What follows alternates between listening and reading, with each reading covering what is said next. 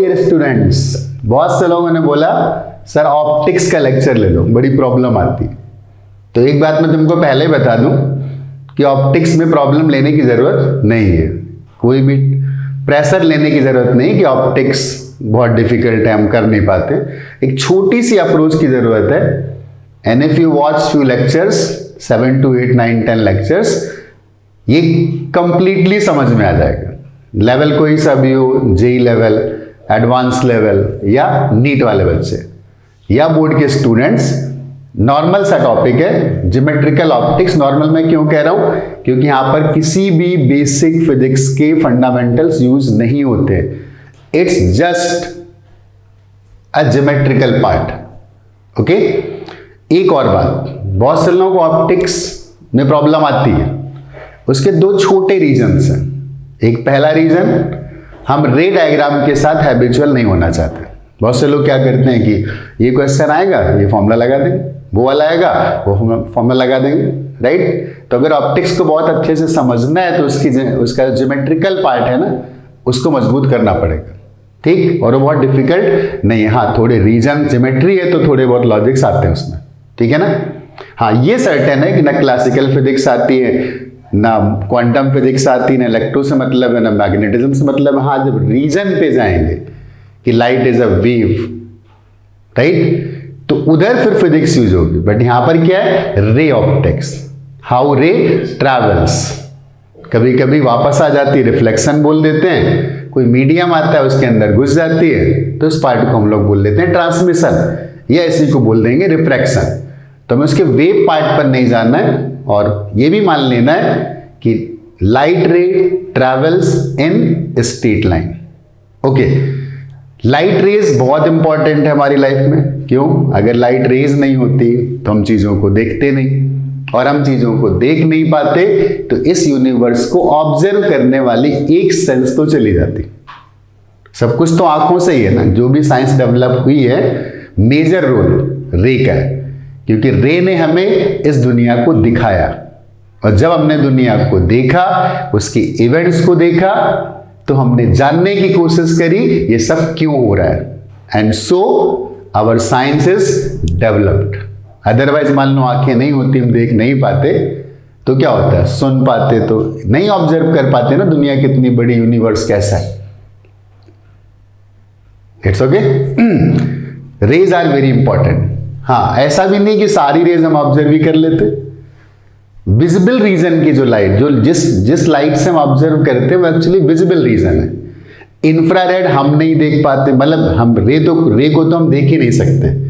हम रे की हेल्प से किसी ऑब्जेक्ट को देख सकते। कहीं बिल्कुल अंधेरी रात हो, मून भी ना हो, और एनवायरमेंट एकदम क्लियर हो, एक टॉर्च लेना और आसमान की तरफ लगाना, तो तुमको लाइट रे नहीं दिखेगी। थोड़ी बहुत दिखती, रीजन क्या है, एटमॉस्फेयर में गैसेस है, पार्टिकल्स हैं। गैसेस तो फिर भी चल जाता, बट जो पोल्यूशन वाले बड़े बड़े पार्टिकल्स हैं, उनकी वजह से थोड़ा थोड़ा लगता है कि नहीं ये लाइट रे चल रही है। अदरवाइज अगर वैक्यूम होता है तो हमें नहीं दिखती। लाइट रे दिखती नहीं है, क्या करती है, दिखाती है। अच्छे लोग दिखते नहीं है, रास्ते दिखाते हैं, है ना। लाइट का भी वैसे ही काम है, ठीक है ना। हाँ, जानवर जंगल में जाओगे, अंधेरा है, वो तुम्हें देख लेगा, तुम नहीं देख पाओगे। शेर तुम्हें देख लेगा, कोबरा तुम्हें देख लेगा, बट तुम्हें कुछ नहीं दिखेगा। रीजन, क्योंकि वहां पर इंफ्रारेड रेज हैं, केवल विजिबल रीजन की रेज नहीं है। और हम विजिबल रीजन से ही ऑब्जेक्ट्स को देख पाते, बट जो वाइल्ड एनिमल्स हैं उनकी जिंदगी तो अंधेरे में चलती है ना, शिकार करना, ये करना है। तो दोज आर इवॉल्व कि वो इंफ्रारेड की हेल्प से भी देख पाते हैं। अक्सर हम लोग मूवीज देखते हैं तो अंधेरे में वो रेड रेड करके पिक्चर दिखाता है, तो एक्चुअली वो इंफ्रारेड वाली बात करता है। ओके, ठीक, अच्छे से सुनना लेक्चर को, पूरे लेक्चर सुनना, अपने आप ऑप्टिक्स बिल्कुल क्लियर हो जाएगी, ठीक। तो मैं बिल्कुल दो ही चीजें ऑप्टिक्स में, तीन बोल सकते हो। एक है रिफ्लेक्शन, दूसरा है रिफ्रैक्शन, और तीसरा है टोटल इंटरनल रिफ्लेक्शन। इसके अलावा रे ऑप्टिक्स में कुछ नहीं आने वाला है। इन्हीं से सारी चीजों को हम सीखेंगे, ठीक। तो सबसे पहले बात कर लेते व्हाट इज रिफ्लेक्शन। सब जानते हैं रिफ्लेक्ट होकर के वापस आ जाना। ठीक, तो रिफ्लेक्शन के लिए क्या है, कुछ सरफेसेज ऐसे होते हैं कि लाइट रे उनको तोड़ के अंदर घुस नहीं पाती, लाइक मिरर, राइट। तो लाइट रे आती है, ये मैंने बना दिया कोई सरफेस था और इस सरफेस पर एक रे आती है और वो रे ऐसे आती है और ये इसके आगे जाना चाहती है बट किसी रीजन से नहीं जा पा रही। रीजन्स की जब बात करेंगे तो फिर वेव ऑप्टिक्स में आएंगे, ठीक है ना। फिलहाल मैं रीजन पे नहीं जाना चाहता हूं, मैं बोल देता हूं कि लाइट रे इधर आई और यहां से ऐसे चली गई, okay, and this phenomena is called reflection. मतलब रिफ्लेक्शन का क्या हुआ, रिफ्लेक्शन का मतलब हुआ रे का उसी मीडियम में वापस आ जाना जिस मीडियम से वो चली थी। जब यहां पर ऑब्जर्वेशंस किए गए तो ऑब्जर्वेशंस में एक इंपॉर्टेंट बात निकल के आई कि इस पॉइंट पर एक ऐसा नॉर्मल ड्रॉ करो जो इसी रे की प्लेन में हो, इन दोनों रे के प्लेन में हो, राइट। इस वाली रे को बोलते हैं इंसिडेंट रे। इंसिडेंट हुई है तो इंसिडेंट रे। इस वाली रे को बोलते हैं रिफ्लेक्टेड रे। क्या बोलते हैं, रिफ्लेक्टेड रे। जो आके टकराई वो इंसिडेंट है, इंसिडेंट हुई ना, it's just normal English word, nothing else. और जो टकरा के वापस आ गई वो रिफ्लेक्टेड रे। और इन्हीं दोनों के प्लेन में ये नॉर्मल है। अब इस बात को समझाने के लिए बोलता हूं, इंसिडेंट रे ऐसे आई, रिफ्लेक्टेड रे ऐसे गई, तो नॉर्मल फिर ऐसे नहीं हो सकता है। जिस प्लेन पर नॉर्मल है उसी प्लेन पर दोनों रेस भी होंगे। मतलब इन तीनों का प्लेन एक ही रहने वाला, ऐसा नहीं कि रे ऐसे आई, ऐसे टकराई और ऐसे चली गई, ऐसे आई तो फिर ऐसे जाएगी, ओके फाइन। इंसिडेंट रे, ये थोड़ी टर्मिनोलॉजी जो समझना बहुत जरूरी है इस टॉपिक को सिंपल बनाने के लिए। हर बात को समझना पड़ेगा, छोटी से बड़ी। इंसिडेंट रे जो भी एंगल बनाएगी नॉर्मल के साथ उसे हम बोलते हैं angle of incidence. And incidence start होता है आई वर्ड से, तो इसको मैंने लिख दिया आई। और जो रिफ्लेक्टेड रे नॉर्मल के साथ एंगल बनाएगी वो आर से स्टार्ट हो रहा है, तो इसको लिख देते हैं आर। और ऑब्जर्वेशन ये कहता है कि आई की वैल्यू हमेशा आर के इक्वल होती है and this is your reflection. इसको एक्चुअली हम क्या बोलते हैं, मिरर बोलते हैं। ऐसा कोई जरूरी भी नहीं है कि मिरर से रिफ्लेक्शन होता है। तमाम ऐसे सरफेसेस भी आएंगे कि जो ट्रांसपेरेंट भी है, वहां से भी कुछ ना कुछ रिफ्लेक्शन होता है। पानी तो ट्रांसपेरेंट है ना, वाटर, बट स्टिल हमें उसका सरफेस दिखता है। और वो सरफेस इसलिए दिखता है क्योंकि कुछ लाइट रेस उसके सरफेस से रिफ्लेक्ट होकर के वापस आ जाती। तो ऐसा कोई जरूरी नहीं कि मिरर ही होगा, ऐसा ही सरफेस होगा जिस सरफेस को पेनिट्रेट करके रे आगे नहीं जा पाएगी। ऐसा भी होगा कि पेनिट्रेट करके आगे भी जाएगी लेकिन कुछ रेज वापस भी आएंगे। तो यहां से कि स्टेटमेंट बोल सकते हैं कि रिफ्रैक्शन अगर होता है, ट्रांसमिशन अगर होता है, मतलब रे अगले मीडियम में जाती है तो उसका कुछ पार्ट उस मीडियम में भी वापस आता है। और इसीलिए हमें ग्लास के सरफेसेस, वाटर के सरफेसेस, ट्रांसपेरेंट मीडियम के सरफेसेस थोड़े थोड़े दिखाई देते हैं। Is it okay?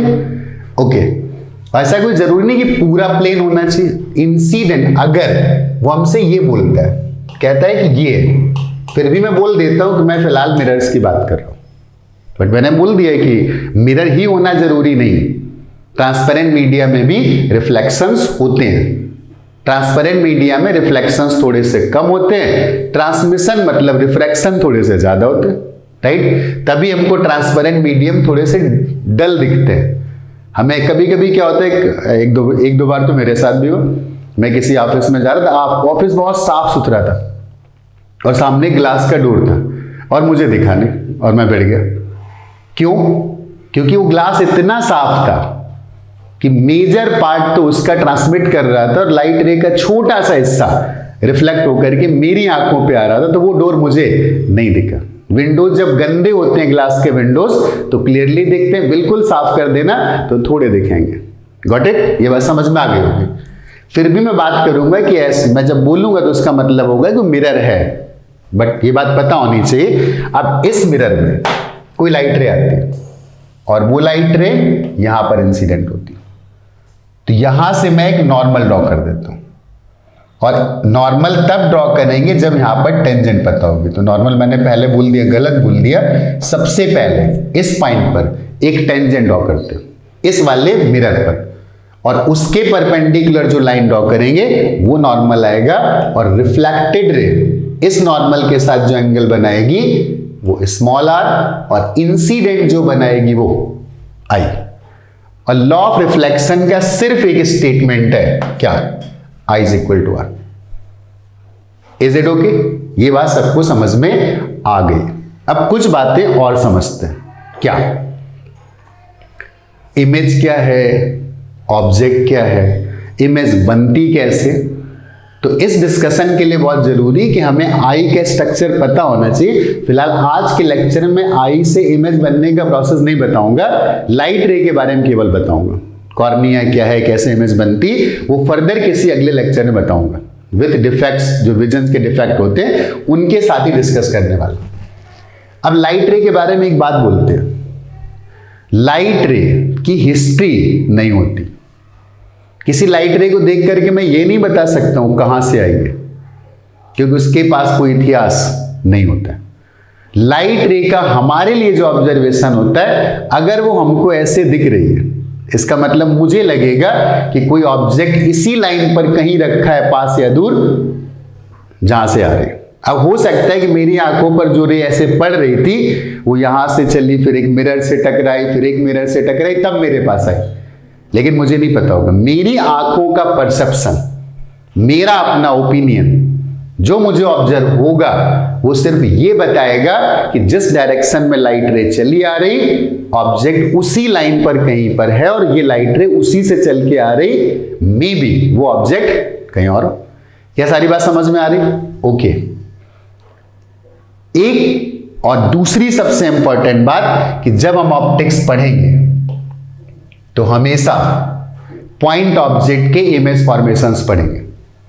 अब तुम बोलोगे स्टैंडर्ड का क्या करेंगे, मैं अपना इमेज देखना चाहता हूं तो जो रे डायग्राम बनाएंगे, जो इमेजेस बनाएंगे, वो एक एक पॉइंट की बनाएंगे, एक साथ पूरी बॉडी का इमेज, जो जितने भी लॉज आएंगे वो एक पॉइंट का इमेज बनाएंगे। फिर बोलूंगा एक स्टैंडर्ड बॉडी है, तो क्या करूंगा, इसका अलग बनाएंगे, इसका अलग बनाएंगे, दूसरे का अलग बनाएंगे।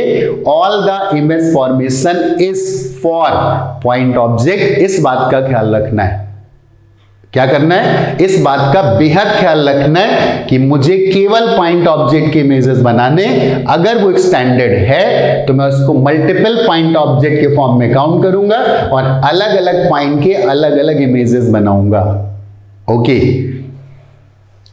ये पॉइंट ऑब्जेक्ट था, तो इस पर रे पड़ी होंगी, इसने एब्जॉर्ब किया होगा, तो ये ऐसे करके रेस का इमिशन करेगा, और इन्हीं रेस की हेल्प से हमें ऑब्जेक्ट दिखते हैं।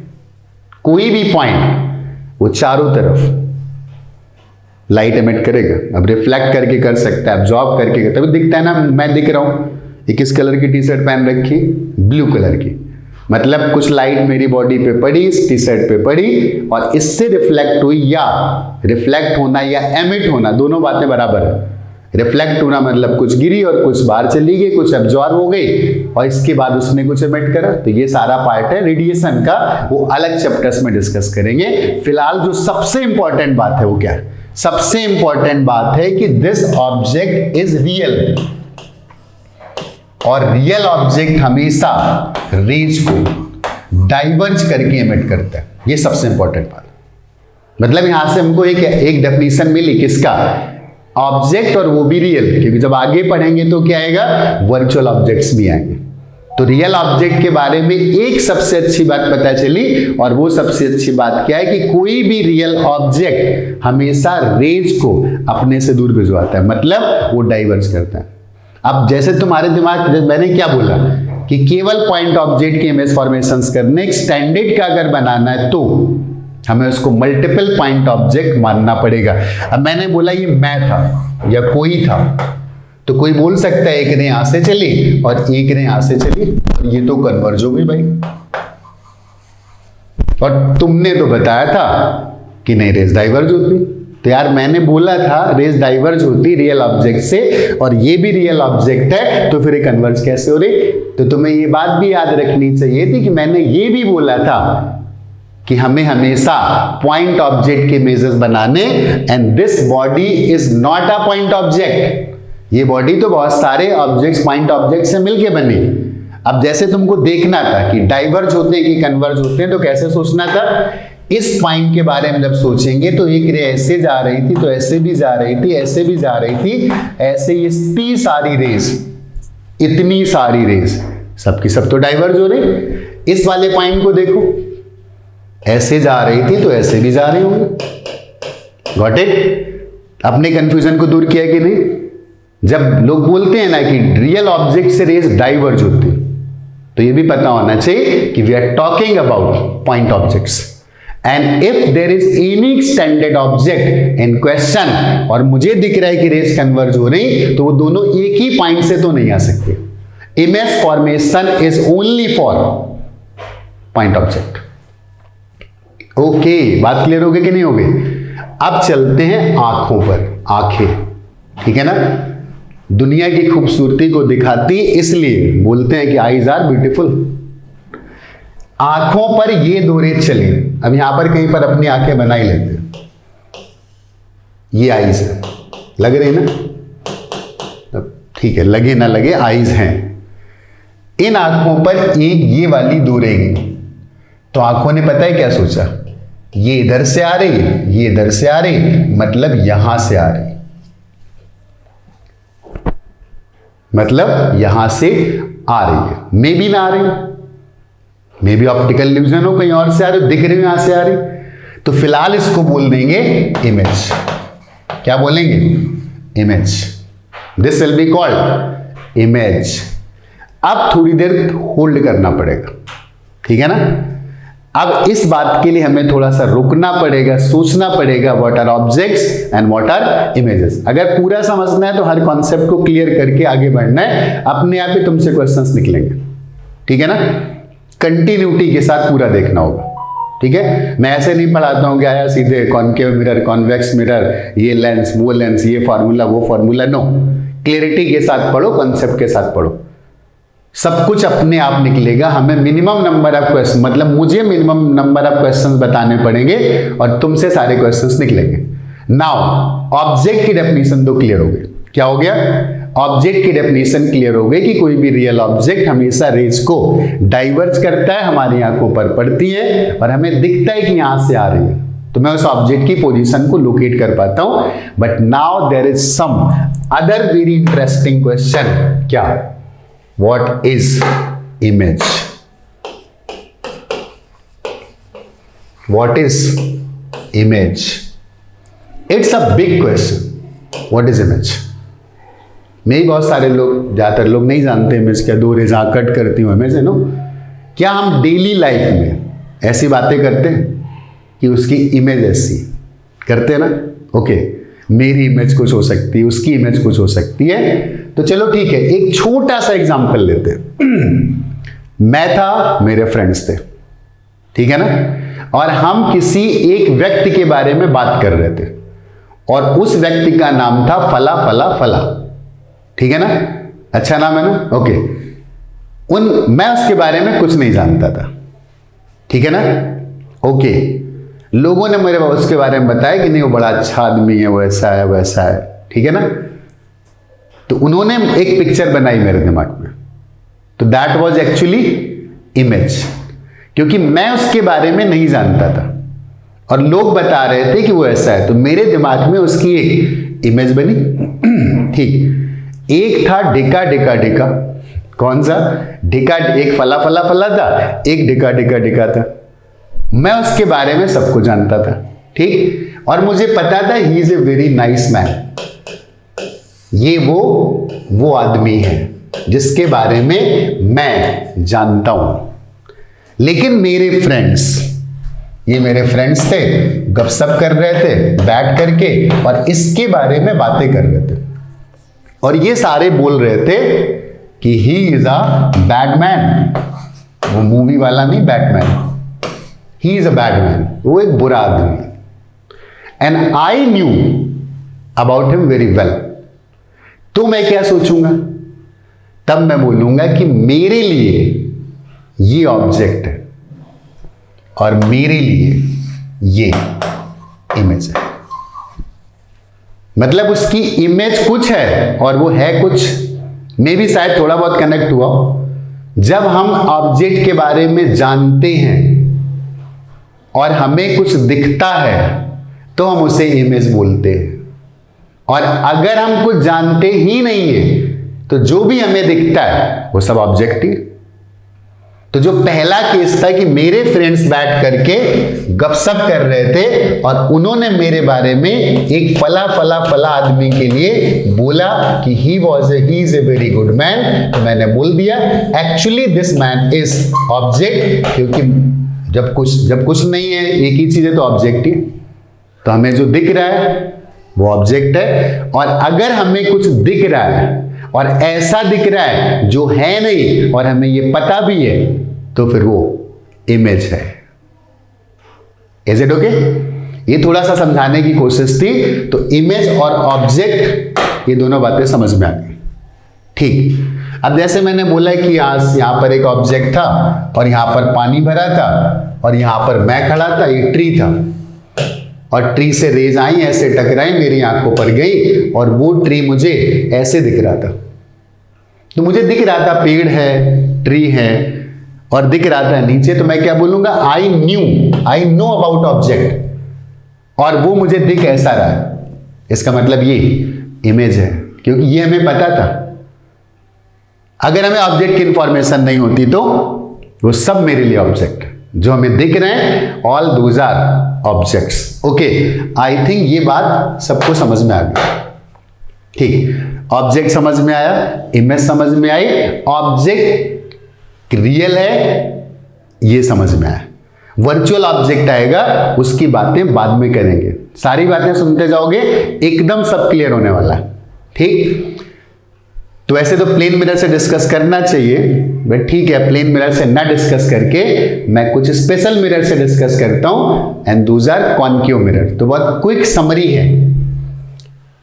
सपोज ये एक स्फेरिकल मिरर है। स्फेरिकल का मतलब क्या था? उसका शेप स्फेरिकल है, और मिरर का मतलब था कि इस साइड से कोई रे जाएगी तो आगे नहीं जाने वाली। सो दिस इज मिरर, कि रे जाएगी और रे लौट करके वापस भी आ जाएगी। ओके, इस स्फेरिकल मिरर का कुछ सेंटर होगा, इसीलिए हम इसको बोलते हैं स्फेरिकल मिरर। इसका सेंटर यहां पर है और सेंटर का पहला लेटर सी है, तो मैंने उसको सी से लिख दिया। ठीक, अब मुझे से, अब इससे इमेजेस बनेंगे, रे जाएंगी, टकराएंगी, वापस आएंगी, वो हमारी आंखों पर पड़ेगी, उससे बनेगा इमेज। तो सबसे पहले एक बात समझ लेते हैं, क्विक, बहुत fast. What is sign convention? Sign convention is the most important part of ray optics. तो जब भी कभी मिरर रे लेंसेज की बात करेंगे तो एक पॉइंट यहां से मैंने एक लाइन ड्रॉ करी है, इसको क्विक बोल देता हूं, प्रिंसिपल एक्सिस है। और प्रिंसिपल एक्सिस मिरर को जहां पर कट करेगी उसे बोलेंगे पोल, और एक लाइन यहां से ड्रॉ कर देंगे। तो जैसा हमारा कार्टेशियन सिस्टम होता था, वैसे मैंने मान लिया कि एक्स एक्सिस और ऊपर वाली वाई एक्सिस है। बस इतना याद रखना, कोई मेजरमेंट अगर इस पोल या ओरिजिन के पीछे है तो नेगेटिव है। बिल्कुल कार्टेशियन सिस्टम में भी ऐसा ही होता था। ओरिजिन के पीछे जो एक्सिस थी वहां पर एक्स नेगेटिव था, ओरिजिन के आगे जो एक्सिस थी वहां पर एक्स पॉजिटिव था, और ओरिजिन के ऊपर मतलब इस लाइन के ऊपर मतलब एक्स एक्सिस के ऊपर जो भी मेजरमेंट्स आएंगे वो सारे पॉजिटिव, और जो इसके नीचे आएंगे वो सारे निगेटिव। याद रहेगा, पोल के लेफ्ट के निगेटिव, पोल के राइट के पॉजिटिव, इस एक्सिस के ऊपर के पॉजिटिव और इस एक्सिस के नीचे के नेगेटिव। बोलो, क्लियर हुआ? ओके, बहुत बहुत क्विक डिस्कस करेंगे इस बात को। और ये बात कार्टेशियन सिस्टम के जैसी ही है। कार्टेशियन सिस्टम में भी ऐसे बोलते थे, ये बात समझ में आ गई। फिलहाल सिंप्लिसिटी के लिए मैं पॉइंट ऑब्जेक्ट्स की बात करूंगा और उस पॉइंट ऑब्जेक्ट को भी कहां रखूंगा, इस एक्सिस पर रखूंगा, जिसको हम क्या बोलते हैं, principal axis. Is it okay? यहां पर कहीं पर इस एक्सिस पर एक ऑब्जेक्ट रख देते हैं और वो ऑब्जेक्ट मैंने रख दिया इस जगह पर, ऑब्जेक्ट। ओके, इमेज बनाना है तो रेज की जरूरत है। एक रे ऐसे आई, ठीक, इस पॉइंट पर इंसिडेंट हुई, क्या तरीका था, यहां पर एक टेंजेंट ड्रॉ करेंगे, फिर नॉर्मल ड्रॉ करें, और नॉर्मल मुझे पता है सेंटर से जाता है, किसी स्फीयर का नॉर्मल सेंटर से जाता है। एक्चुअली इसका नाम क्या है मैं बताना भूल गया जल्दबाजी में, सबको पता होता है, ना बताऊं तो भी क्या फर्क पड़ता है। This is concave mirror. What is this? Concave mirror. किसी भी कर्ड पार्ट के दो पार्ट होते हैं, एक जो दबा हुआ है और एक जो उभरा हुआ है। तो जो दबा होता है उसको बोलते हैं कॉन्केव और जो उभरा हुआ होता है उससे बोलते हैं कॉन्वेक्स। और हम नाम रखते हैं कि किस पार्ट पर रिफ्लेक्शन हो रहा है, तो रिफ्लेक्शन तो कॉन्केव साइड से हो रहा है, and so this is called concave mirror. Actually इसको पूरे अच्छे तरीके से बोलेंगे, this is concave spherical mirror. But spherical silent होता है कि हम स्फेरिकल मिरर्स की बात कर रहे हैं। अगर कोई पैराबोलिक मिरर या कोई और मिरर आएगा तो उसको स्पेशली मेंशन करेगा। Okay, simply we will say क्या, दिस इज कॉन्केव मिरर, है वो स्फेरिकल। फाइन, हमने नॉर्मल ड्रॉ कर लिया और इसको क्या बोलते हैं, इंसिडेंट रे। तो ये वाली जो रे गई वो कौन सी हो गई, रिफ्लेक्टेड। और हमें एक बात पता थी कि ये वाला एंगल और ये वाला एंगल सेम आएगा।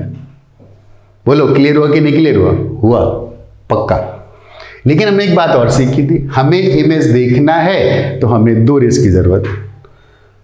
तो डायग्राम में कितनी सारी रेज बन सकती है? एक ऑब्जेक्ट तो बहुत सारी रे भिजवाएगा, बट सब बनाएंगे तो डायग्राम में क्या किचपिच हो जाएगी, बेकार हो जाएगा, समझ में नहीं आएगा कुछ।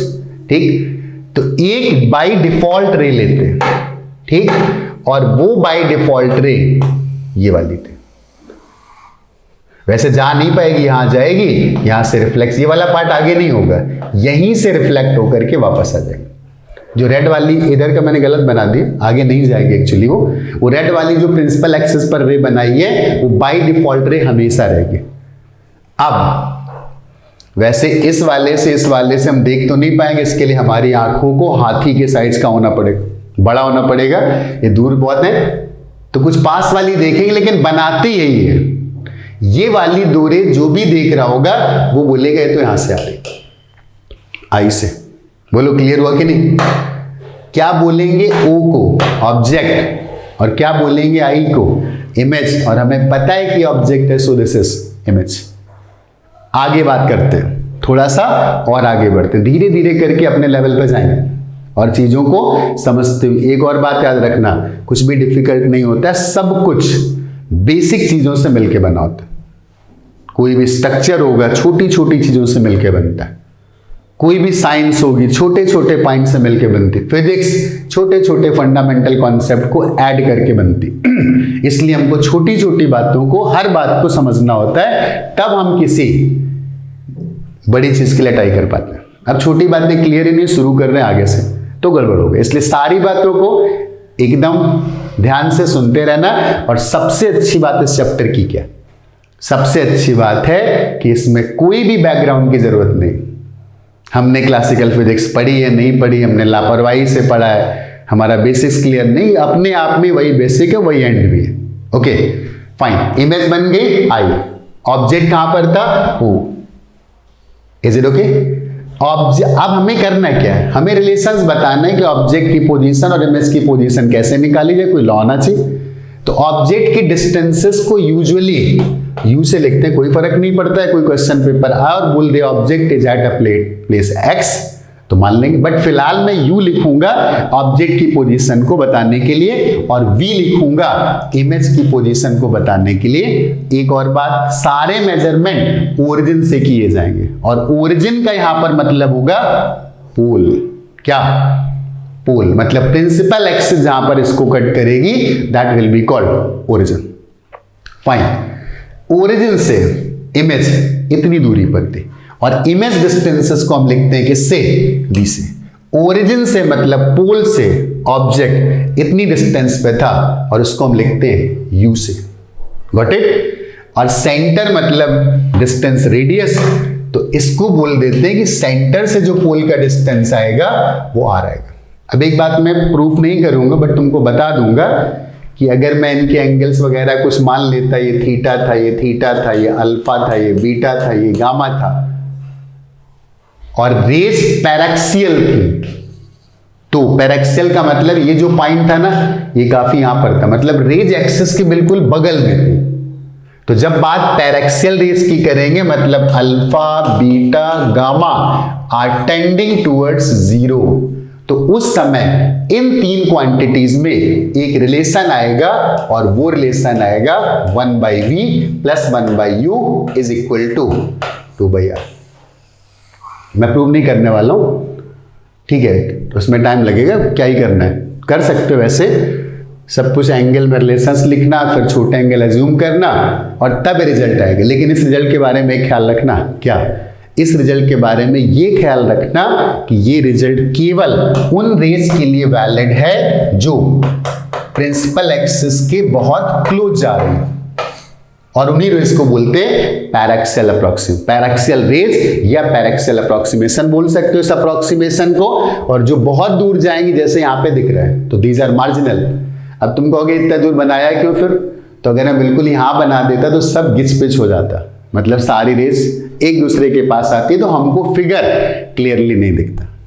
इज इट ओके, फाइन, ये बात समझ में आ गई। ओके, ये रिलेशन हमारे काफी काम का हो, 1/v plus 1/u is equal to 2/r। Okay, आगे चलते हैं, क्या करते हैं, आगे चलते हैं, ठीक, मे भी इसकी जरूरत पड़ जाए, ठीक है, क्या ही जरूरत पड़ेगी, अपने दिमाग में तो है ना। ठीक, हम लोगों ने जो रिजल्ट निकाला वो क्या था, एक मिरर था। कौन सा वाला मिरर, कॉनकेव। एक प्रिंसिपल एक्सिस थी, उसने इसको जहां पर कट किया वो पोल था, और यहां पर कोई ऑब्जेक्ट था, और रिजल्ट हमारे पास था 1/v plus 1/u is equal to 2/r। आगे की स्टोरी शुरू करते हैं कि आगे जर्नी में क्या है। हाँ, मेरा प्रॉमिस है, सिखा दूंगा पूरा, लेकिन बिल्कुल बेसिक से सारी बातों को तुमको आगे तक सुनते रहना होगा, ठीक। And optics will be in your grip, गलत करके नहीं होगा, करके भी दिखाऊंगा। नीट के सारे क्वेश्चन, जी एडवांस के सारे क्वेश्चन, जी मेन के सारे क्वेश्चन, और सब अपने आप हो रहे होंगे, ठीक, बट बेसिक चीजों को हमें क्लियर करना है। ओके फाइन, इस रिजल्ट की वैलिडिटी के बारे में समझ में आ रहा है। इस रिजल्ट का केवल तब यूज करना है जब हमें पता हो कि रेस एक्सिस के बहुत क्लोज है, पैरेक्सियल अप्रोक्सीमेशन वैलिड है। अगली बात, अगर वो कुछ नहीं बताता है तो ये मान लेना है कि पैरेक्सियल अप्रोक्सीमेशन वैलिड है, अदरवाइज हमें फिर एक रिगरस मैथमेटिक्स का यूज करना होगा इमेज बनाने के लिए, जो फिलहाल हम मूड में रहते नहीं, ठीक है ना। जरा सा कैलकुलेशन आता है, रिगरस मैथमेटिक्स आती है, और वही हमें टॉपिक को डिफिकल्ट बनाने लगती है, ऐसा हम सोचते हैं, ठीक है ना। फिलहाल हम लोग सिंप्लिसिटी की बात करेंगे। We will only do for paraxial rays, and what are called paraxial rays, जो रेज एक्सिस के बहुत पास में है उन्हीं को बोलते हैं पैरेक्सियल रेस, ठीक। हाँ, बनाने को मैं दूर बनाऊंगा ताकि फिगर अच्छा दिखे, अच्छा दिखेगा, थोड़ा इंटरेस्ट आएगा पढ़ने में, ठीक है ना। ओके फाइन, अगली बातें बेहद इंपॉर्टेंट है, सुनते रहना। हम लोग एक रेफरेंस मानते हैं, कुछ रेज आती है पैरेलल, मान लेते हैं कुछ पैरेलल रेज हैं जो इस मिरर पर पड़ रही है, दूर दूर बनाई बट तुम्हें पता है कि पास पास है। तो पैरेलल रेज कब आती है, जब मेरा ऑब्जेक्ट बहुत दूर होता है। अब सन से गिरने वाली रेज देखोगे तो क्या पैरेलल आ रही है, ऐसे गिरती सन की रेज, क्योंकि सन बहुत दूर है, तो किसी भी डिस्टेंट ऑब्जेक्ट से जो भी रेज चल के आएगी वो पैरेलल ही आएगी। Is it okay, fine. ये एक रेफरेंस है, पैरेलल रेज वाला केस एक रेफरेंस है, तो मैं यहां पर इसको थोड़ा सा बोल्ड करके बना देता हूं कि rest of the discussion will be based on this. These were our parallel rays, और इसी से हम आइडिया लगाते हैं कि किसी लेंस का, किसी मिरर का बिहेवियर कैसा होगा। इनका काम क्या होता है? रेस को टर्न करा देना। ओके फाइन, आगे चलते हैं। ये सेंटर था। अब इसका जहां पर भी इमेज बनता है, इसका जहां पर भी इमेज बनेगा तो यहां तो ऑब्जेक्ट था और यहां पर सेंटर था। ऑब्जेक्ट यहां पर नहीं, फिलहाल मैंने दूसरा केस ले लिया। ऑब्जेक्ट है कहां पर? जिसकी रेस पैरेलल आ रही, वो ऑब्जेक्ट कहां पर होगा? That object will be at infinity. यहां से एक नॉर्मल ड्रॉ करते हैं ऐसे, और ये जाएगा सेंटर से, और ये वाला डिस्टेंस होगा कितना? आर। सेंटर की इससे डिस्टेंस निकालोगे, दैट विल बी आर। हाँ, आर निगेटिव है, इस बात का ख्याल रखना। क्यों निगेटिव है? क्योंकि पोल के पीछे है, तो आर का मेजरमेंट पोल के लेफ्ट में होने की वजह से दिस इज नेगेटिव। यदि बात समझ में आ रही कि नहीं आ रही? ओके ठीक है, थोड़ा सा ब्रेक लेते हैं, मतलब पानी पी लेते हैं। फाइन, नॉर्मल था, इंसिडेंट रे थी, और इस एंगल को मान लेते थीटा नॉट। रिफ्लेक्शन के बाद ये वाली रे ऐसे जा रही, ऐसे, और ये वाली रे ऐसी लौट आएगी। तो शायद दिख रहा होगा कि दोनों रेज यहां पर मीट कर रही इस जगह पर। तो यहां पर बना इमेज, और इसी को हम बोल देते फोकस। स्टैंडर्ड ये है, और इसी फोकस के बेसिस पर हम बाकी सारी बातें डिस्कस करेंगे। ठीक है ना, कि डिफरेंट पोजीशंस के लिए अब इमेजेस के फॉर्मेशन किधर होने वाले हैं। ठीक, ओके, ध्यान से सुनते रहने की जरूरत है। रिफ्लेक्शन का बेसिक लॉ क्या है? What is the basic law of reflection? And that is angle of incidence is equal to angle of reflection. यही तो है ना? ठीक, ऐसे रेज आने का क्या मतलब था? ऐसे रेज आने का मतलब था the object is placed at infinity. Rather, अब मैं इंफिनिटी नहीं बोलूंगा, इनका जो ऑब्जेक्ट रखा होगा, इन रेज का ऑब्जेक्ट, उसको इंफिनिटी ना बोल करके मैं बोलूंगा वो माइनस इंफिनिटी पर रखा हुआ। क्यों? क्योंकि लेफ्ट के सारे मेजरमेंट नेगेटिव होंगे। Is it okay? फाइन, चलो एक ऑब्जेक्ट लेते हैं, उसका कलर बदल देते हैं, उसका कलर कर देते हैं ब्लू, और उस ऑब्जेक्ट को यहां रख देते हैं। इसके पहले एक बात और समझ लेते कि ये वाला अगर थीटा नॉट था तो ये वाला भी कितना था? Theta naught. अब इस बात को थोड़ा सा यहां शो कर देते हैं। This is our mirror, this is our normal. एक रे पैरेलल आई और एक रे ऐसे गई, और ये वाले दोनों एंगल सेम थे, और इनकी वैल्यू थी थीटा नॉट और थीटा नॉट, और ऑब्जेक्ट रखा था इंफिनिटी पर। तो ये वाले जो हाईलाइटेड रे हैं, ये फिलहाल इंफिनिटी वाले ऑब्जेक्ट्स के लिए हैं। थोड़ा सा मोटा कर दिया इसको मैंने। Is it okay? अब क्या करते हैं, डिफरेंट कलर से अलग रेज बनाते हैं जो ऑब्जेक्ट की डिफरेंट पोजीशन को शो करते हैं। ओके, मैंने मान लिया एक ऑब्जेक्ट यहां पर रखा था और इसकी रे को बना दिया येलो कलर से। वैसे विजिबल रीजन में सारे ये कलर्स होते हैं, येलो, ग्रीन, रेड। फिलहाल मैं डिफरेंशिएट करने के बता रहा हूं, जिसकी डिस्टिंग्विश करने के लिए बना रहा हूं कि ये जो येलो कलर की रे है, ये ऑब्जेक्ट इस ऑब्जेक्ट से आ रही है, और व्हाइट वाली जो रे थी वो इनफाइनाइट वाले ऑब्जेक्ट से आ रही थी। इससे जो रे चली, मुझे एक बात बताओगे, क्या इसका एंगल थीटा? यस। और क्या ये थीटा थीटा नॉट से छोटा है? बोलो यस। अगर एंगल ऑफ इंसिडेंस घटा तो एंगल ऑफ रिफ्लेक्शन भी कम होगा। अगर एंगल ऑफ इंसिडेंस डिक्रीज कर गया तो लॉ ऑफ रिफ्लेक्शन के अकॉर्डिंग एंगल ऑफ रिफ्लेक्शन भी डिक्रीज ही करेगा। Is it okay?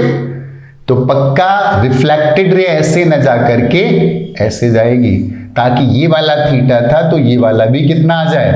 थीटा आ जाए। पहले इमेज यहां पर थी जिसे हम बोलते थे फोकस, और अब इमेज आ गई यहां पर। यस और नो? यस। अब इससे हम क्या कर सकते हैं, हम सारी पोजीशंस के लिए इमेज डायग्राम या इमेज पोजीशन स्पेकुलेट कर सकते हैं, बता सकते हैं कहां ऑब्जेक्ट होगा तो किस जोन में इमेज बनने वाली है। फोकस के बारे में बाद में बात करूंगा, फिलहाल चाहो तो इसी फॉर्मूले में वैल्यू पुट कर दो। इस व्हाइट वाली रे का ऑब्जेक्ट कहां पर था, इस वाली रे का, इसका ऑब्जेक्ट था u is equal to infinity. Infinity पे कभी इक्वल नहीं लगाते, तो मैंने लिख दिया u tending towards minus infinity, और जहां पर इमेज बनी वो f है और पोल से इसके डिस्टेंस को मान लेते हैं f, लेकिन याद रखना f नेगेटिव होगा अगर पीछे होगा। तो यहां पर वैल्यू पुट करते हैं, इमेज जहां पर बनी वो f था, ऑब्जेक्ट जहां पर था वो माइनस इंफिनिटी था, and this is 2/r and 1/infinity equal to 0, तो 2/r is nothing but 1/f। तो ये जो फॉर्मूला था ये फॉर्मूला रिड्यूस हो गया, 1/v plus 1/u is equal to 1/f। और f है क्या, f इमेज की वो पोजीशन है जो इनफाइनाइट वाले ऑब्जेक्ट की होती, रादर माइनस इंफिनिटी वाले ऑब्जेक्ट की होती, उसी पोजीशन को f लिखते हैं, and this f is called focal length. तो एक बात मैं तुमसे और पूछता है, ये कौन सा मिरर था, कॉनकेव, सबको पता है इस कॉनकेव मिरर का फोकस किधर आया, लेफ्ट में आया, इसलिए कॉनकेव मिरर की फोकल लेंथ नेगेटिव। ये एक इंपॉर्टेंट फैक्ट है और हमको पता है इसका रीजन क्या। दूसरी बात, मैं तुमसे बोलता इस मिरर ने क्या किया, रेज को कन्वर्ज किया या डाइवर्ज किया। अब जैसे मैं तुमसे बोलता रे ऐसे आ रही ऐसे और फिर ऐसे हो गई, तो इसका मतलब क्या है, इसका मतलब है कन्वर्ज कर दिया, राइट। अब रे ऐसे आ रही थी और ऐसे चली गई, इसका मतलब क्या था, रेज आर डाइवर्ज्ड। अगले क्वेश्चन का आंसर देना ध्यान से, अगर सही आंसर दोगे तो तुम्हें +1 नंबर मिलते, और गलत आंसर दोगे तो -1, अच्छी नेगेटिव मार्किंग है। रे ऐसे आ रही थी और ऐसे हो गई, यहां पर कोई मिरर रखा होता तो मैं उसको क्या बोलता, कन्वर्जिंग बोलता कि डाइवर्जिंग बोलता, क्या बोलता, आंसर इज डाइवर्जिंग। क्यों, वो पहले ज्यादा कन्वर्ज हो रहे तो उसे डाइवर्ज कर दिया उनको, अदरवाइज तो यहां पर मिल जाती ना, तो दिस इज डाइवर्जिंग। इस मिरर के बारे में क्या बोलेंगे, दिस इज डाइवर्जिंग। चलो अगले क्वेश्चन का आंसर देना, अब की बार सही दोगे तो 4 दूंगा और गलत दोगे तो -1 दूंगा, और सारे जोड़ लेना।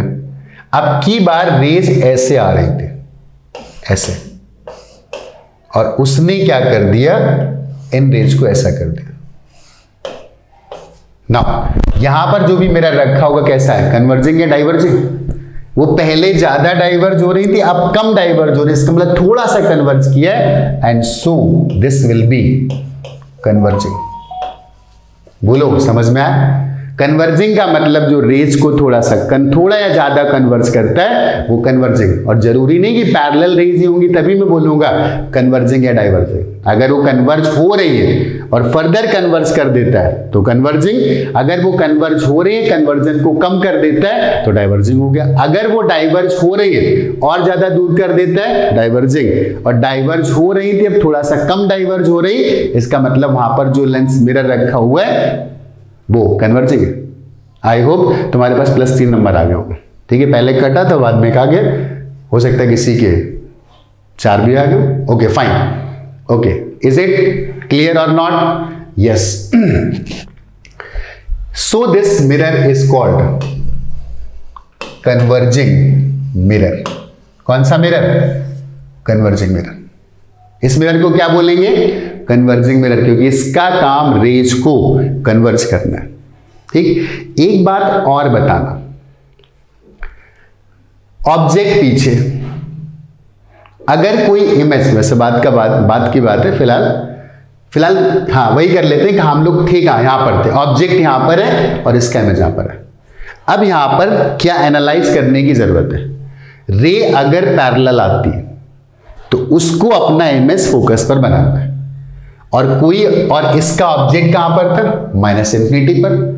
तो ऑब्जेक्ट अगर किसी फाइनाइट डिस्टेंस पर रखा होगा और वो रियल होगा तो उससे जो रे आएगी वो थोड़ा सा ऐसे आएगी, मतलब अब इसका जो नॉर्मल के साथ एंगल बनेगा वो इस वाले से तो कम बनेगा ना, इसका मतलब अगर ये कम बनेगा एंगल तो रिफ्लेक्टेड रे का एंगल भी कम बनेगा, इसका मतलब इस वाली रे को ऐसे घूमना पड़ेगा, तो इमेज की पोजीशन को पीछे जाना होगा। अगली बात का आंसर देना। Object is now moving from minus infinity towards the centre. ये F था तो ये सेंटर था। सेंटर मतलब R, और यहां से एक चीज और निकल के आ रही कि R equal to 2F। Focal length की डबल डिस्टेंस पर सेंटर होता है। तो अगर कोई ऑब्जेक्ट ऐसे चलता चला आएगा तो इंसिडेंट रे ऐसे झुकती चली जाएगी, और इंसिडेंट रे अगर ऐसे झुकती चली जाएगी तो एंगल ऑफ इंसिडेंस डिक्रीज करता चला जाएगा, और एंगल ऑफ इंसिडेंस अगर डिक्रीज करता चला जाएगा तो एंगल ऑफ रिफ्लेक्शन भी डिक्रीज करेगा। इसका मतलब image will be moving from focus to F, मतलब सेंटर। क्या क्या कंक्लूजन निकला?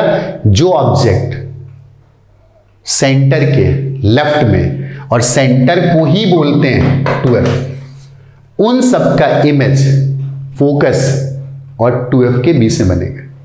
यहां तक की बात क्लियर होगी? Okay fine. अब बात करते हैं ऑब्जेक्ट यहां पहुंच गया। अगर ऑब्जेक्ट यहां पर पहुंच जाता है इस जगह पर, तो इंसिडेंट रे तो ये होगी और इसका एंगल ये था, तो रिफ्लेक्टेड रे जो आ रही होगी वो तो कुछ ऐसे जाएगी, तो इसका इमेज कहां पर बनेगा? इधर। इंसिडेंट रे अगर 2F और F के बीच से चलती है तो रिफ्लेक्टेड रे 2F के पीछे जाएगी। इसका मतलब वो ऑब्जेक्ट्स जो 2F और F के बीच में रखे हुए उन सबका इमेज 2F के लेफ्ट में बनेगा। मैं पूरा नहीं बताऊंगा क्या करना। अब तुम्हें क्या करना है, अलग अलग ऑब्जेक्ट की पोजीशन से रख करके उसकी इमेज चेक करना है, और एंगल ऑफ इंसिडेंस को एंगल ऑफ रिफ्लेक्शन के बराबर कर देना है, और हमें पता चल जाएगा कहां पर इमेज बनेगी। बट एक बार क्विक डिस्कशन जरूर कर देता हूं, अगर एक बार में समझ में ना आए इस बात तो इसको बार बार रिवाइंड करके देखना। ओके, सुनना ध्यान से, क्योंकि मैं इसमें जल्दी से मैं सारी पोजीशंस के लिए इमेज बना देता हूं। क्विक, मैंने तुमसे बोला अगर ना समझ में आए तो 2-3 बार देखने की कोशिश करना, अपने आप इमेज फॉर्मेशन मतलब इमेज की पोजीशंस का जो जोन है वो क्लियर हो जाएगा। ऑब्जेक्ट, सुनना मेरी बात को ध्यान से, object is at minus infinity, ray parallel आई, कहां से गई? जहां से भी गई उसी को फोकस बोलते थे। ये फोकस हो गया। या इसको पूरा मिटा करके एक दोबारा से डायग्राम बना देता हूं ताकि चीजें थोड़ी सी और क्लियर हो जाएं, और क्विकली मैं इस बात को डिस्कस करूंगा। तुम्हें अगर नहीं आती तो तुम इसको बार बार करके देख सकते हो।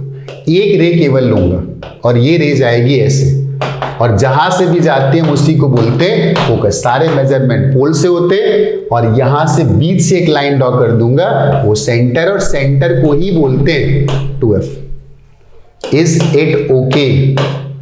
जो पूछो उसको बोलते रहना, मान लेना कि मैं सुन रहा हूं, वैसे नहीं सुनाई देगा मुझे। जो ऑब्जेक्ट इंफिनिटी पर है, अब इंफिनिटी बोलना गलत है, माइनस इंफिनिटी पर है, उसकी रे तो ऐसे आ रही थी। रिफ्लेक्शन के बाद कहां से गई? फोकस से गई। कोई ऑब्जेक्ट अगर इस जोन में रखा होता तो उसकी रे ऐसे आती, तो उसको ऐसे जाना पड़ता। और कोई ऑब्जेक्ट अगर इस जोन में रखा होता तो उसकी रे ऐसे आती, ऐसे जाना पड़ता। इससे ये कंक्लूजन निकला क्या? जो भी ऑब्जेक्ट 2F के लेफ्ट में रखे हुए उनका इमेज F और 2F के बीच में, और जो भी ऑब्जेक्ट F और 2F के बीच में रखे हुए उनका इमेज 2F के लेफ्ट में बनेगा। और कोई ऑब्जेक्ट अगर सेंटर पर रखा है, 2F पर रखा है, तो उससे चलने वाली रे खुद नॉर्मल है, एंगल ऑफ इंसिडेंस 0 है, तो एंगल ऑफ रिफ्लेक्शन भी 0 होगा। जैसे जाएगी वैसे वापस आएगी, और 2F पर रखे ऑब्जेक्ट का इमेज 2F पर ही बनेगा। Okay, is it okay?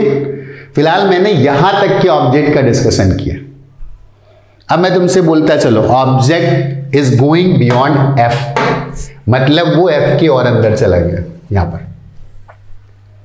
एक मैंने क्या बोला था, एक बाई डिफॉल्ट रे ऐसे लेंगे, रिफ्लेक्शन के बाद ऐसे जाएगा। Is it okay? एक रे ऐसे इंसिडेंट कराते हो, और ये वाला एंगल तो काफी बड़ा हो गया नॉर्मल के साथ, इससे बड़ा है, तो रिफ्लेक्टेड रे तो ऐसे जाएगी। अब इन दो रेज से, अगर इन दो रेज को देखते हैं तो पीछे क्या कहीं मिल रही? नहीं मिल रही।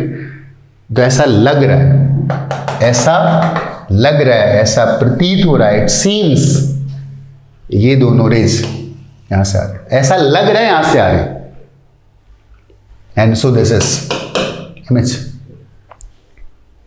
मतलब क्या निकला? जैसे ही हमने अपने ऑब्जेक्ट को फोकस के अंदर रख दिया, एंगल ऑफ इंसिडेंस फोकस वाली रे से बड़ा हो गया, और फोकस वाली रे जाती थी पैरेलल आफ्टर रिफ्लेक्शन, तो एंगल ऑफ इंसिडेंस अगर बढ़ा तो एंगल ऑफ रिफ्लेक्शन को भी बढ़ना होगा, और एंगल ऑफ रिफ्लेक्शन अगर बढ़ा तो ये वाली रे ऐसे भागेगी, और एक बाय डिफॉल्ट रे हमारे पास जो रहती है प्रिंसिपल एक्सिस वाली, ये दोनों डाइवर्ज कर जाएंगे। तो डाइवर्ज करने का मतलब पीछे तो कहीं नहीं मिलने वाले, एंड सो ऐसा लगेगा ये दोनों, क्योंकि मैंने एक बात लेक्चर के पहले बोली थी, क्या? रेज के पास हिस्ट्री नहीं होती, उनके पास कोई हिस्ट्री नहीं है, वो ऐसा लग रहा है इधर से आ रहे हैं तो फिर यहां से आ रही, ये बात हमें माननी पड़ेगी। और अगर हमें कुछ नहीं पता था ऑब्जेक्ट के बारे में तो ये मेरा ऑब्जेक्ट है, और हमें पता था नहीं ऑब्जेक्ट तो यहां पर रखा था कहीं पर और यहां दिख रहा है, इसका मतलब दिस इज नाउ इमेज। अगर ऑब्जेक्ट पता है तो फिर जो दिख रहा है वो इमेज है, और कुछ नहीं पता है तो जो दिख रहा है वही सच है, जो दिख रहा है। अगर हमें नहीं पता है reality, then there is no image. जो हमें दिख रहा है वो ऑब्जेक्ट है। हमें सन घूमता हुआ दिख रहा है, इसका मतलब बोलूंगा ठीक है सन घूमता है, बट हमें पता होता है कि नहीं अर्थ घूमती है सन के चारों तरफ, तो मैं बोलूंगा कि दिख रहा है कुछ और रियलिटी कुछ और है, बट हमें पता था ना कि ऑब्जेक्ट यहां पर है, and so I will say this image. Is it okay? एक बात और बताना, क्या बताना? It is a case of mirrors, और मिरर्स का मतलब क्या था? लाइट रे आएंगी, भिड़ेंगी और भिड़ करके वापस वहीं आ जाएंगी, उसी मीडियम में आ जाएंगी, इसको बोलते थे रिफ्लेक्शन। तो रिफ्लेक्शन में क्या, ये वाली रेज जो इस मिरर से भिड़ रही है, कोलिजन कर रही हैं, वो क्या अगले मीडियम में जाएंगी? नहीं जाएंगी। तो अगर वो अगले मीडियम में नहीं गई तो क्या होगा? वहां पर कोई रियल इमेज नहीं बन सकती। All the images to the right of mirror cannot be real because no real ray can go to that region from left side. इसका मतलब इस साइड पर किसी भी इमेज का बनना वो रियल में तो नहीं है, इसका मतलब मैं बोलूंगा वर्चुअल। मिरर की राइट साइड पर कुछ भी इमेज बन जाए वो वर्चुअल है, मिरर के राइट साइड पर कोई भी ऑब्जेक्ट हो वो वर्चुअल है, क्योंकि वहां पर रे जा ही नहीं सकती। अब ये मत करना है कि मैंने एक मिरर लिया, बड़ा सा मिरर, और जाके मैं पीछे खड़ा हो गया, और फिर याद करो कि सर ने तो बोला था कि पीछे वाले ऑब्जेक्ट तो वर्चुअल होते हैं और मैं तो रियल हूं। कंफ्यूजन तो बड़ा है कि तुम जाके मिरर के पीछे खड़े हो गए, मैं तो रियल ऑब्जेक्ट हूं, आपने बोला था कि नहीं मिरर के राइट में कोई भी रियल ऑब्जेक्ट हो नहीं सकता। Now you are real object, लेकिन तुम्हारी इमेज थोड़ी ना बनने वाली।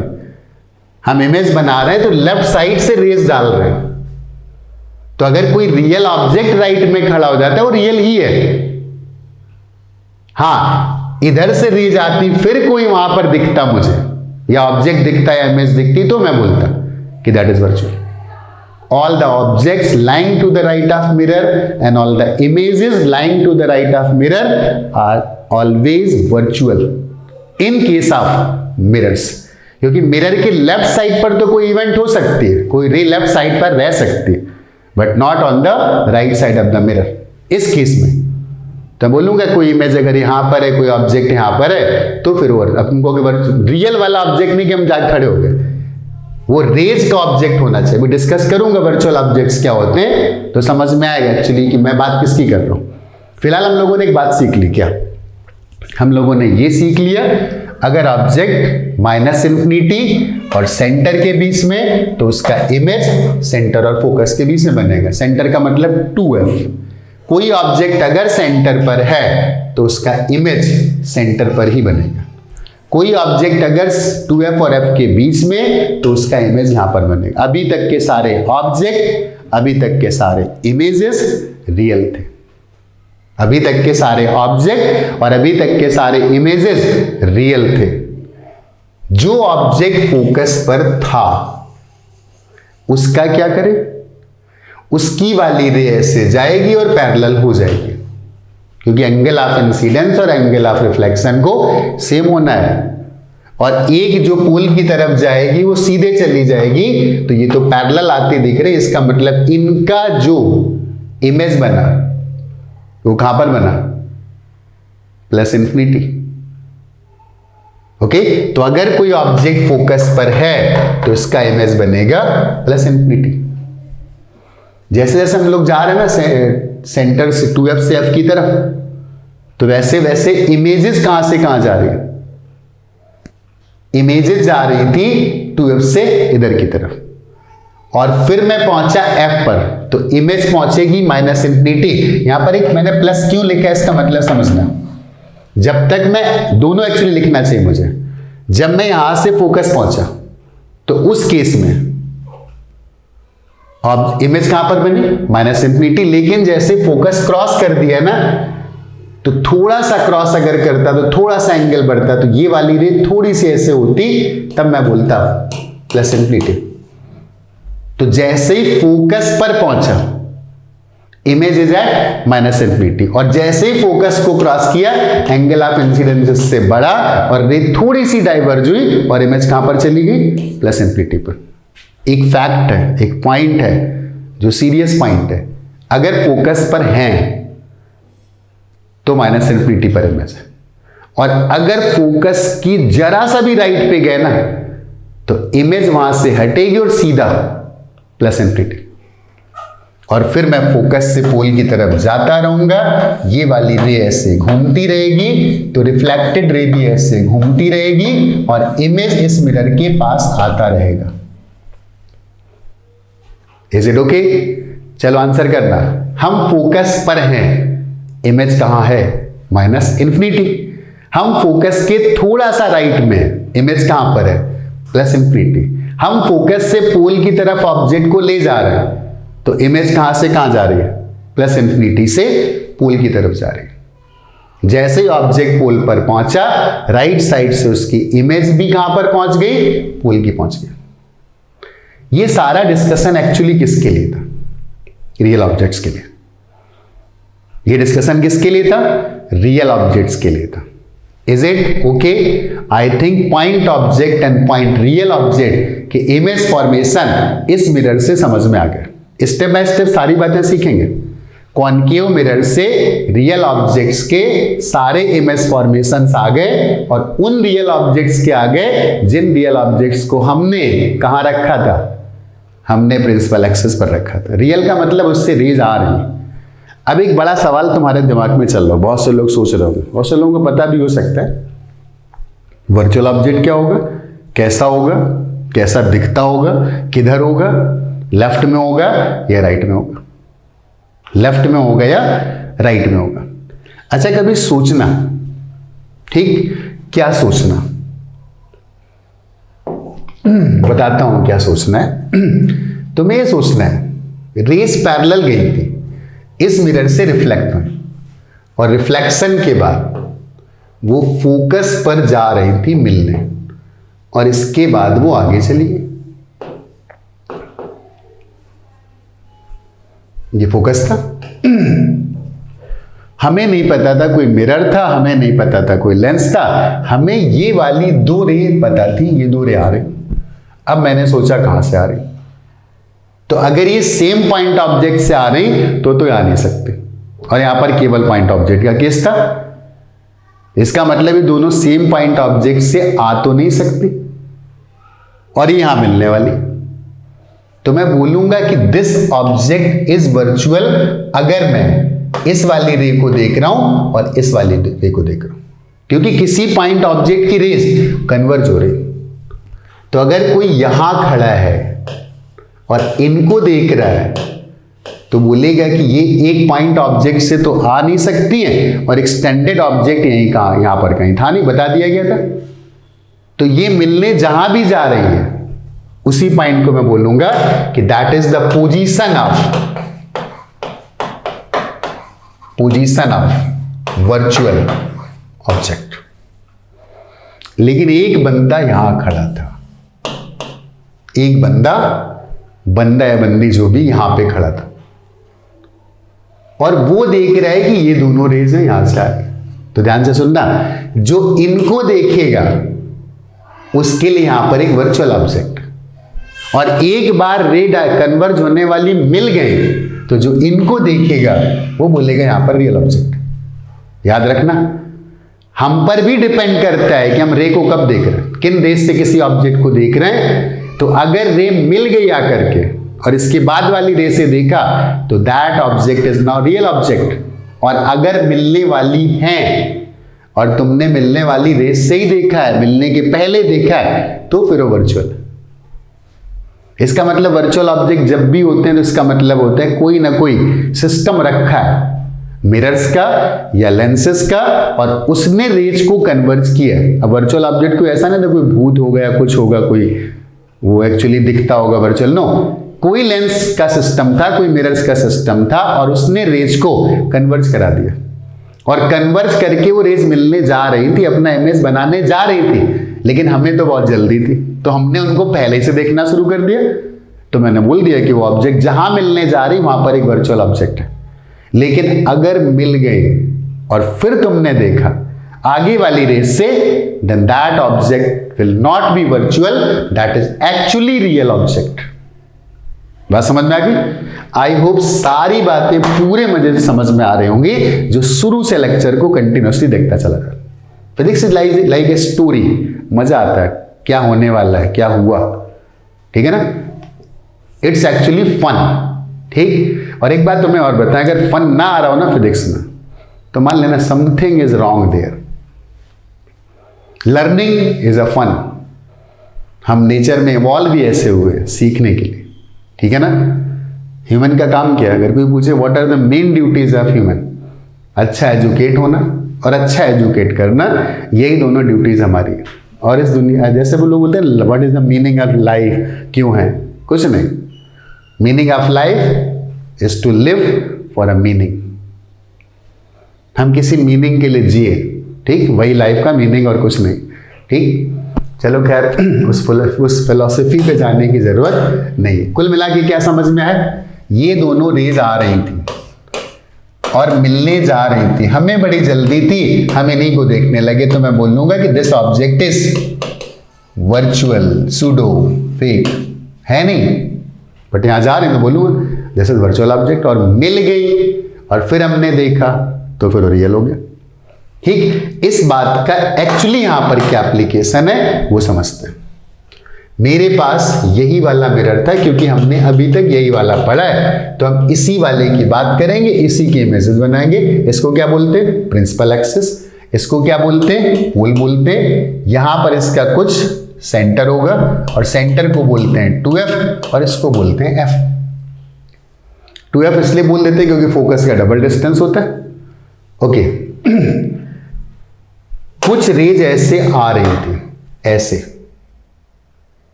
होगा कोई लेंस मिरर पीछे, और कौन ही करेगा भाई। एक स्टैंडर्ड मान मत लेना गलती से भी, क्योंकि we are dealing only with point objects in our ray optics. जिसने भी गलती से स्टैंडर्ड मान लिया ना, तो उसकी गलतियां और एक्सटेंड हो जाएंगी, उसके कंफ्यूजन और बढ़ जाएंगे। कोई भी रे डायग्राम बनाना होता है तो हम पहले एक पॉइंट ऑब्जेक्ट का बनाते हैं, 50 वहां पर है तो 50 का अलग अलग बनाएंगे। फिलहाल ये सारी रेज किसी एक ही पॉइंट ऑब्जेक्ट की, बस ये सोचना होता है। अदरवाइज बोलेंगे सर से आ रही और ये पैर से आ रही और ये पेट से आ रही, ठीक है ना? नो, ये किसी एक पॉइंट ऑब्जेक्ट की ही रेज है, तो रियल तो नहीं हो सकता, पक्का उसका कोई ना कोई रिफ्लेक्शन हुआ है और उसने इन रेज को ऐसा तोड़ मरोड़ करके कन्वर्ज करा दिया। पहले वो डाइवर्ज कर रही थी, फिर मिरर पर पड़ी और इसने कन्वर्ज करा दिया, या लेंस पर पड़ी और उसने इसको कन्वर्ज करा दिया। Okay fine. अब मैं तुमसे बोलता, अब तो देखना ना देखना मजबूरी भाई, इसके आगे ये मिरर जाने देगा नहीं, ठीक है ना? तो आगे हमें कुछ दिखने वाली वैसे भी नहीं है। देन आई कैन सर्टेनली से here is the object and this object is virtual. इसके बाद क्या हुआ? इसके बाद इनका होगा रिफ्लेक्शन। एक रे बना लूं, चलेगा? इजाजत है।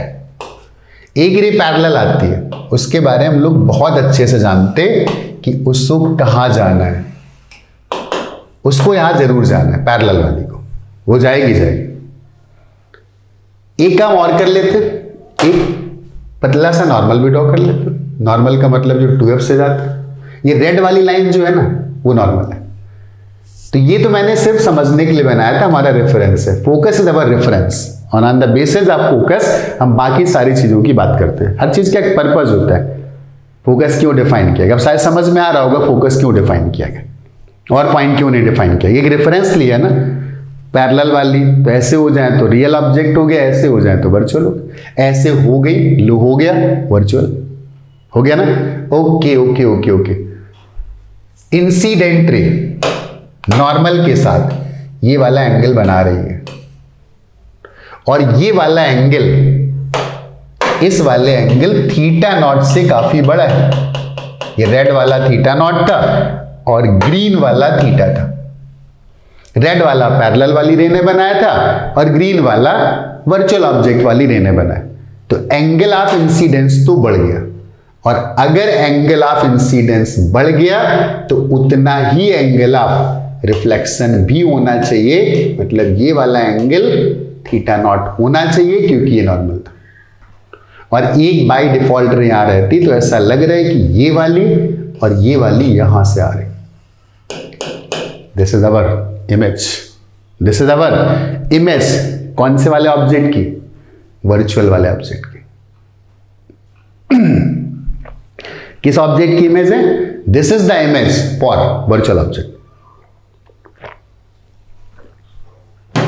Okay fine, let me ask you some questions and answer those questions honestly. ठीक है ना? वर्चुअल ऑब्जेक्ट बहुत दूर था, इसका क्या मतलब था? रेज ऐसे जा रही होंगी लगभग पैरेलल, थोड़ी सी कन्वर्ज। रेज लगभग पैरेलल जा रही होंगी, थोड़ी सी कन्वर्ज, तो दूर होगा ना। अब रेज ऐसे करके ऐसे घूमने लगे, मतलब ऐसे करके ऐसे, इस हाथ को इतने को देखना, लेफ्ट वाले को नहीं, ऐसे, तो वर्चुअल ऑब्जेक्ट यहां पर है। इसका मतलब ये वाली रे अगर ऐसे और घूम जाए तो वर्चुअल ऑब्जेक्ट ऐसे चलने लगेगा, और ये रे अगर ऐसे और घूमी ना तो क्या होगा? तो एंगल ऑफ इंसिडेंस बढ़ेगा। अगर ये वाली रे इंसिडेंट रे और क्लॉकवाइज घूमी तो एंगल ऑफ इंसिडेंस बढ़ेगा, और अगर एंगल ऑफ इंसिडेंस बढ़ा तो एंगल ऑफ रिफ्लेक्शन को भी बढ़ना होगा, और इस रे को ऐसे जाना होगा। इसका मतलब इमेज पोल की तरफ भाग रही होगी। All the point virtual object place to the right of this concave mirror, उन सारे ऑब्जेक्ट की इमेजेस फोकस और पोल के बीच में बनेंगी। और जब वर्चुअल ऑब्जेक्ट प्लस इंफिनिटी से पोल की तरफ आएगा तो हमारी इंसिडेंट रे क्लॉकवाइज घूम रही होगी, तो हमारी रिफ्लेक्टेड रे एंटी क्लॉकवाइज घूमेगी, और हमारा इमेज फोकस से किधर जाएगा? Pole. Now I have a question for you. Object तो वर्चुअल था, व्हाट अबाउट इमेज? ऑब्जेक्ट तो वर्चुअल था, and what about image? Image is real. क्यों?